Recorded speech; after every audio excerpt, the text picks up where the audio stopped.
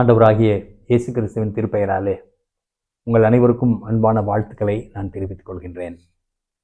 ஒரு பேருந்தில் ஏறுவதற்காக ஒரு பெரிய மூட்டையை வச்சு நின்றுட்டு இருந்தார். பேருந்து வந்தது. எல்லாம் அந்த பேருந்திலிருந்து வேக வேகமாக இறங்கினார்கள். பாவம், இவர் வயசானவர், பாரம், சுமை ரொம்ப பாரம், அதை எடுத்துக்கொண்டு இவரால் நடக்க முடியவில்லை. அதில் இறங்கி வந்தவர் ஒருத்தர் பிடிச்சி தள்ளி விட்டுட்டாரு, கீழே விழுந்துட்டாரு. அந்த வயதானவர் கீழே விழுந்து கிடக்கிறார். அங்கே அவருடைய மூட்டை அங்கே கிடக்கிறது. உதவி செய்ய ஒருத்தரும் வரல. அப்பொழுது அந்த பேருந்தில் இருந்து இறங்கி வந்த ஒரு வாலிபன் அந்த பெரியவரை எழுப்பி விட்டு அந்த மூட்டையை எடுத்து இவரை கொண்டு போய் பேருந்தில் ஒரு இருக்கையில் அமர வச்சுட்டு இறங்கி போகிறார். கிறிஸ்துவுக்கு அன்பானவர்களே, பிறர் உதவி இல்லாமல் நாம் எத்தனை பேர் வளர்ந்திருக்கிறோம் நீங்கள் சொல்லுங்கள். என்னுடைய குடும்பத்தினர், என்னுடைய நண்பர்கள், என்னுடைய உறவினர்கள், இவர்களுடைய உதவி இல்லாமல் நாம் இந்த உலகத்தில் நாம் இவ்வளவுக்கு நாம் வளர்ந்திருக்க முடியாது. ஆனால் பல சமயங்கள் அதை நாம் மறந்துடுறோம். இயேசுநாதரின் பாடுகளிலே உதவி செய்த ஒரு மனிதரை பற்றி தான் நாம் நெருப்பில் பூத்த மலர், சிரேனே ஊரானாகிய சீமோன், இவரை பற்றி நாம் திருமறையில் மார்க்கு எழுதின நற்செய்தி நூல் 15ஆம் அதிகாரம் 21ஆம் வசனம், லூக்கா எழுதின நற்செய்தி நூல் 23ஆம் அதிகாரம் 26ஆம் வசனம் ஆகிய இந்த இடங்களில் ஒத்தமை நற்செய்தி நூல் என்று சொல்லப்படுகிற மத்தேயு, மார்க், லூக்கா நற்செய்தி நூல்களில் தான் இவரை பற்றிய குறிப்பு இருக்கிறது. யோவான் சொல்லல. என்ன காரணம் நமக்கு தெரியாது. இந்த சிரேனே ஊரானாகிய சீமோன், அவனை பற்றிய ஒரு சிறு அறிமுகத்தை நாம் இப்பொழுது பார்ப்போம். சிலுவை பாடுகளிலே சிலுவையை எடுத்து கொண்டு போகின்ற பொழுது அவர் கீழே விழுந்ததும் ஒரு பகுதியாக அமைந்துள்ளது. இந்த நற்செய்தியாளர்கள் இதை பதிவு பண்ணியிருக்கிறார்கள் என்று எனக்கு தெரியல.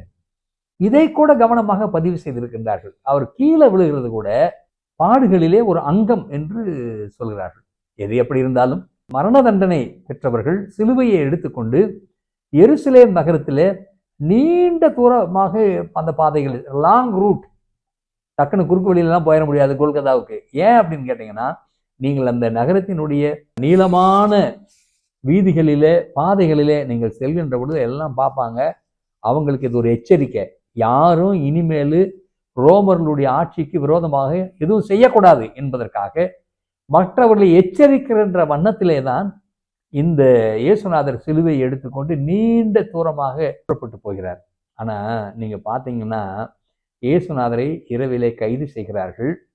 அதை தொடர்ந்து அண்ணா காய்பா அரண்மனை, அடுத்தது பிலாத்துவின் அரண்மனை, அடுத்தது ஏரோதினுடைய அரண்மனை, மீண்டுமாக பிலாத்துவின் அரண்மனை, இன்று இரவு முழுவதும் அவரை அலக்களிக்கிறார்கள். கொஞ்சம் கூட ஓய்வு கிடையாது.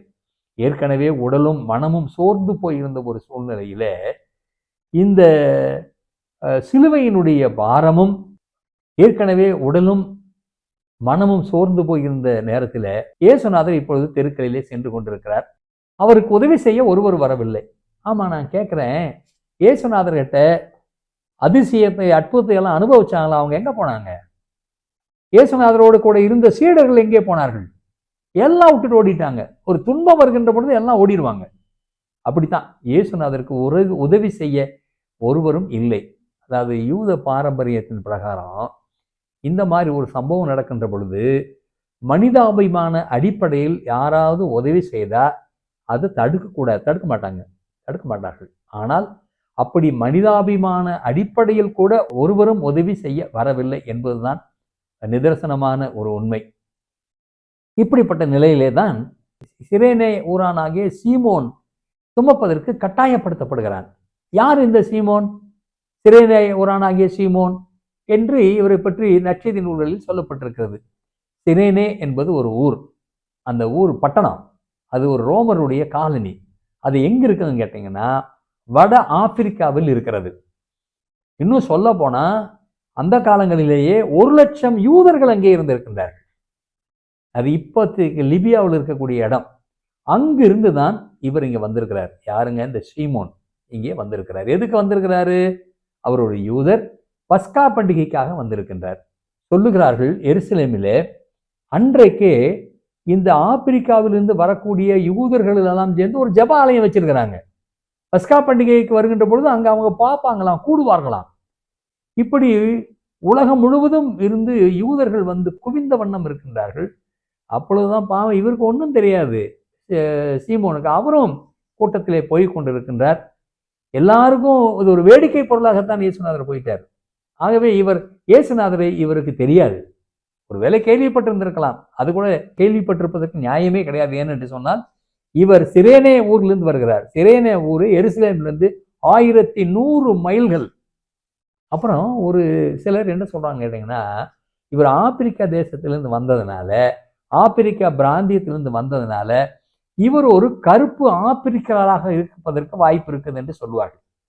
இவர் கருப்பினத்தை சார்ந்தவர் என்று சொல்கிறார்கள். ஆனால் இதை அநேக வேத வல்லுநர்கள் இதை ஏற்றுக்கொள்வதில்லை.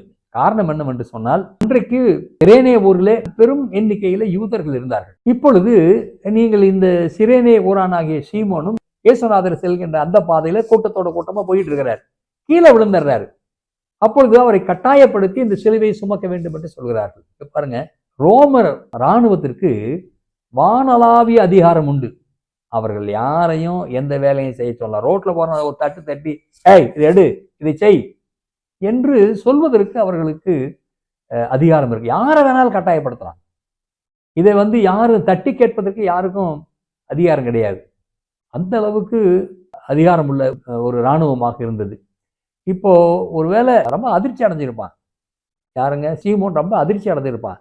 ரொம்ப எப்படி இவனை மாத்திரம் செலக்ட் பண்ணாங்க, இத்தனை பேர் வர்றாங்க, ஏன் இவனை மாத்திரம் அந்த சிலுவையை தூக்க சொல்லி கட்டாயப்படுத்துறாங்க? இதெல்லாம் மனசுல ஒரு பெரிய குழப்பம் தான்.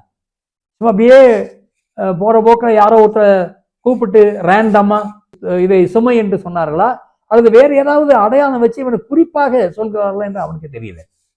இப்படிப்பட்ட சூழ்நிலையிலே தான் இயேசுநாதனுடைய சிலுவையை அவன் எடுத்து செல்கிறதாக பார்க்கிறோம். கிறிஸ்துவுக்குள் அன்பானவர்களே, எந்த ஒரு உதவியும் எந்த ஒரு ஆதரவும் கருணையின் அடிப்படையிலே, மனிதாபிமானத்தின் அடிப்படையிலே செய்யப்பட வேண்டும். கட்டாயத்தினாலே செய்யப்படுகிற எந்த ஒரு செயலும் அன்பின் செயலாக இருப்பதற்கு வாய்ப்பே கிடையாது. சீமோன் இதை கட்டாயத்தின்படிதான் இதை அவர் செய்கின்றார். இப்பொழுது சிரேனே ஊரானும் அலெக்சாண்டர் ரூஃப் ஆகியோரின் தகப்பன் என்று இந்த சீமோனை பத்தி எழுதுகிறார். நல்லா ஞாபகத்தில் வச்சுக்கோங்க, மார்க் எழுதின நற்செய்தி நூல் தான் முதலாவது எழுதப்பட்ட நற்செய்தி நூல். அந்த நற்செய்தி நூலில் சீமோனுடைய பிள்ளைகளை வைத்து சீமோனை அடையாளம் சொல்றாங்க. அப்படின்னா என்ன அர்த்தம் அப்படின்னு கேட்டீங்கன்னா, இந்த சீமோன் அந்த சந்தர்ப்பத்தில் இந்த நற்செய்தி நூல் எழுதப்படுகின்ற பொழுது அவர் எல்லாருக்கும் அறிமுகமானவராக இருக்கின்றார். பாரம்பரியம் என்ன சொல்லுதுன்னு கேட்டீங்கன்னா, இயேசுநாதருக்கு சிலுவை சுமந்த இந்த சிரேனே ஊரானாகிய சீமோன் பிற்காலத்தில் ஆண்டவரை ஏற்றுக்கொண்டான். அதுதான் அங்க இருக்கிற செய்தி. கட்டாயம்தான் படுத்தினாங்க, கட்டாயப்படுத்திதான் சிலுவை சுமக்க வைக்கிறார்கள். ஆனால் எப்படி இயேசுநாதரை எப்படி அவன் ஏற்றுக்கொண்டான் என்பதற்கு ஒரே ஒரு பதில் என்னன்னு கேட்டீங்கன்னா, அவன் இந்த சிலுவை சுமந்து சொற்ப நேரத்துல இயேசுநாதரோடு கூட போயிருப்பான் பாருங்க, அந்த பாதையில அந்த வீதியில. அப்பொழுதுதான் இயேசுநாதர் யார் என்று அவன் உணர்ந்து கொண்டான், தெரிந்து கொண்டான். அதுக்கு முன்னாடி வாய்ப்பு இல்லை. இவன் சிரேனே ஊர்ல இருக்கிறான், எந்த காலத்துல இயேசுநாதர் வந்து பார்த்திருக்கிறான், இயேசுநாதர் பேசுறதுக்கு கேட்டிருக்கிறான், ஒன்றுக்கும் வாய்ப்பே கிடையாது. சிலுவை சுமந்து செல்கின்ற பொழுது மாத்திரம் இயேசுநாதரை பார்த்த பின்னாடி தான் அவனுக்கு புரிகின்றது, அவனுக்கு விளங்குகின்றது, இவர் உண்மையாகவே மெசியா, இவர் உண்மையாகவே கடவுளுடைய மகன். இந்த உலகத்தினுடைய பாவத்தை எல்லாம் அவர் தன்னுடைய சிலுவையில தான் எடுத்து செல்கின்றார், சுமந்து செல்கிறார் என்பதை உணர்ந்தான். அப்புறம் பின்னாடி கிறிஸ்துவராக மாறினார் என்றெல்லாம் வரலாறு உண்டு. கிறிஸ்துவுக்குள் அன்பானவர்களே, இன்றைக்கு நாம் இயேசுநாதரினுடைய பிள்ளைகளாக நாம் சிலுவை சுமக்க அழைக்கப்பட்டிருக்கிறோம். யாரும் நம்மளை ஃபோர்ஸ் பண்ணல, யாரும் கட்டாயப்படுத்தி இருக்கிறாங்களா? இல்லை.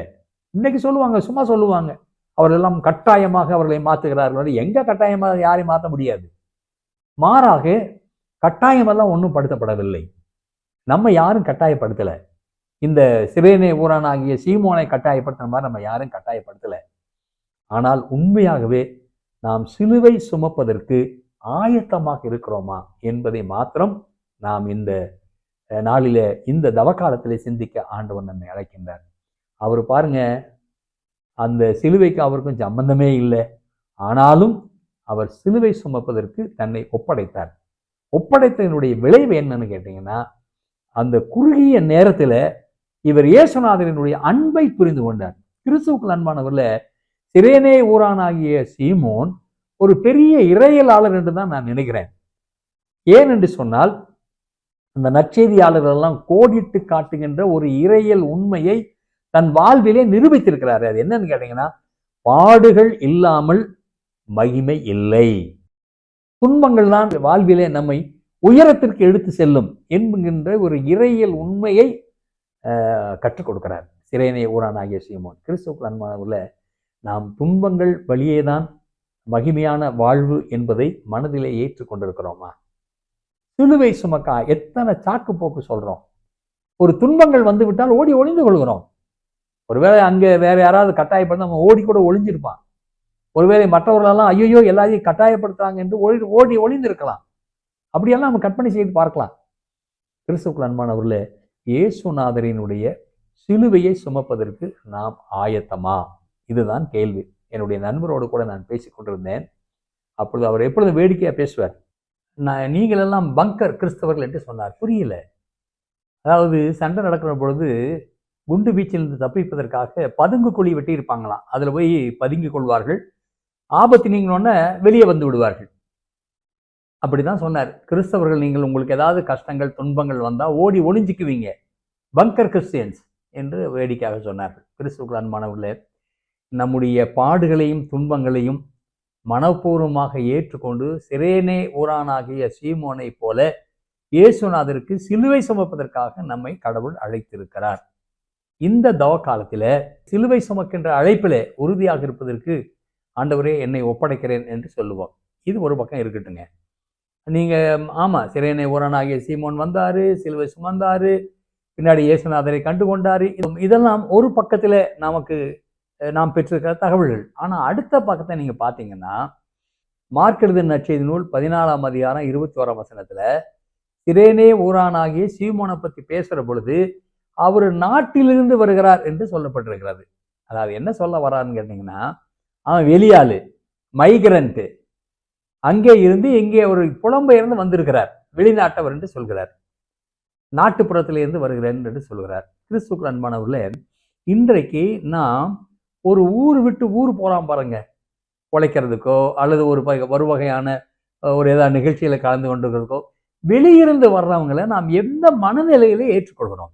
நீங்க பாருங்க, உலகம் முழுவதும் நம்ம இந்தியர்கள் இருக்கிறார்கள், மைக்ரன்ஸ் என்று சொல்லலாம், புலம்பெயர்ந்தவர்கள், உழைக்க போயிருக்கிறான், படிக்க போயிருக்கிறான். ஆனால் அந்தந்த நாடுகளிலே நம்ம எப்படி ஏற்றுக்கொள்கிறார்கள்? ஏன் நம்ம சொந்த நாட்டுல நம்ம வேறு மாநிலத்தில இருந்து நம்ம மாநிலத்துக்கு பஞ்சம் பொழைக்க வர்றான் பாருங்க, அவனை நாம் எப்படி ஏற்றுக்கொள்கிறோம்? வேறு கண்ணோட்டத்துல தான் நம்ம அவரை அப்படித்தான் பார்த்தாங்க. யார? இந்த சிரேனே ஊரானாகிய சீமோனை. ஒன்று, இது மனிதாபிமான அடிப்படையில இது ஏற்புடையதல்ல. ஆனால் ரோமருடைய ஆட்சி காலத்துல அவர்கள் அப்படி செய்திருக்கிறார்கள். அடுத்தது நீங்க பாத்தீங்கன்னா, சீமோனை அழைத்தார்கள், கட்டாயப்படுத்தினார்கள், சிலுவை சுமந்தார்கள். அது நமக்கு இருக்கின்ற செய்தி. ஓகே, அது சரி. ஆனால் குறைந்தபட்சம் ஒரு மனிதனுக்கு இருக்கின்ற ஒரு தனி உரிமை என்று இருக்குது அல்லவா? ஒரு மனிதன் விருப்பப்பட்டா ஒன்றை செய்யலாம், அல்லது விருப்பம் இல்லாத, இது ஒவ்வொரு மனிதனுக்கு கொடுக்கப்பட்டிருக்கின்ற உரிமை. உரிமை, தனி மனிதனுடைய உரிமை. அந்த உரிமைக்கு நம்ம மதிப்பு கொடுக்கணும். இன்றைக்கு என்ன நடந்துகிட்டு இருக்குது? ரோமருடைய ஆட்சி காலத்துல மாத்திரமல்ல, தனி மனிதனுடைய உரிமைகள் படிக்கப்படுகிறது. எப்பொழுது என்று சொன்னால், சண்டை வர்ற போது, போர் நடக்கின்ற பொழுது, ஏன் ஆட்சியாளர்கள் ஆதிக்கம் செலுத்துகிற பொழுது தனி மனிதனுடைய உரிமைகள் பறிக்கப்படுகிறது. அப்படித்தான் சிரேனே ஊரானாகிய சீமோனுடைய உரிமை பறிக்கப்பட்டது என்றுதான் நாம் நினைக்கிறோம். இன்றைக்கு வாழ்கின்ற நம்முடைய அரசியல் சூழலிலே தனி மனித உரிமைகள் பாதுகாக்கப்படுகிறதா என்பதையும் நாம் சிந்தித்து பார்க்கணும். பாருங்க, இயேசுநாதரை கைது பண்ணிட்டாங்க. அப்பொழுது ஒருவன் இயேசுநாதரை கைது பண்ண போது பேதுரு உடனே அதுக்கு எதிர்த்து போராடுகிறார். அப்படி அவர் செய்கின்ற பொழுது ஒரு வாளை எடுத்து அங்கே ஒரு போர் சேவனுடைய காதை வெட்டுகிறார். மல்கோஸ் என்பது அவனுடைய பெயர். அந்த காதை வெட்டினோன்னு இயேசுநாதர் அவரை கண்டிக்கின்றார், பேதுருவை கண்டிக்கின்றார். பேதுருவே, வாளை எடுத்து உரையிலே போடு, அப்படி செய்யக்கூடாது. ஏனென்றால் அவனுக்கு என்று சில உரிமைகள் இருக்கிறது, கடமைகள் இருக்கிறது. அதை அவன் செய்கிறான் என்று சொல்லி இயேசுநாதர் தனி மனிதனுடைய உரிமைகளையும் மதிக்கின்ற கடவுளாக இருந்தார். இங்க பாருங்க, ரோமருடைய போர் வீரர்கள்லாம் காற்றுல பறக்க விட்டுட்டாங்க தனி மனித உரிமையை. அன்பானவர்களே, இன்றைக்கு தனி மனித உரிமை, வேறு இடத்திலிருந்து வந்தவர்களை குறித்த ஒரு வித்தியாசமான பார்வை என்று பலவிதமான சூழலிலே நாம் வாழ்ந்து கொண்டிருக்கிறோம். இந்த சூழலிலே வாழ்ந்து கொண்டிருந்தாலும் நெருப்பிலே பூத்த மலராக, நெருப்புல மலர் பூக்க முடியாதுங்க. நெருப்புல மலர் போச்சுன்னா கருகி போயிடும், சாம்பல் ஆயிடும். ஆனாலும் நெருக்கடி, சிலுவை, துன்பம் இவற்றுக்கு நடுவில் இந்த சீமோன் ஒரு மலராக அவர் பூத்து கொள்கின்றார். எப்படி என்று சொன்னால், இயேசுநாதரை தன்னுடைய வாழ்விலே கடவுளாக அவர் கண்டெடுத்தார். இந்த தவக்காலத்தில் நாமும் இந்த சிரேனே ஊரான் ஆகிய சீமோனை போல இயேசுநாதருக்கென்று சிலுவை சுமக்கவும், ஏன்னா அந்த நேரத்தில் சிலுவையை சுமந்து வந்தது இயேசுநாதருக்கு மிகப்பெரிய ஆறுதலாக இருந்திருக்கும், சந்தேகமே கிடையாது. இன்றைக்கு நாமும் இயேசுநாதருக்கு சிலுவை சுமக்கின்ற மக்களாக, இறையரசினுடைய வளர்ச்சிக்காக, இறையரசினுடைய மேன்மைக்காக சிலுவை சுமக்கின்ற மக்களாக இருப்பதற்கு கடவுள் நம்மை அழைத்திருக்கின்றார். இந்த தவக்காலத்தில் ஆண்டவரே, நான் துன்பங்களை கண்டு விலகி ஓடாமல், பயப்படாமல், மனப்பூர்வமாக ஏற்று இந்த உலகத்தில் உமக்கென்று சான்று பகர என்னை ஒப்புவிக்கிறேன் என்று சொல்லி கடவுளுடைய கரங்களிலே நம்மை ஒப்படைப்போம். கடவுள் நம்மை ஆசீர்வதிப்பாராக. தந்தை, மைந்தன், தூய ஆவியின் திருப்பெயராலே ஆமென்.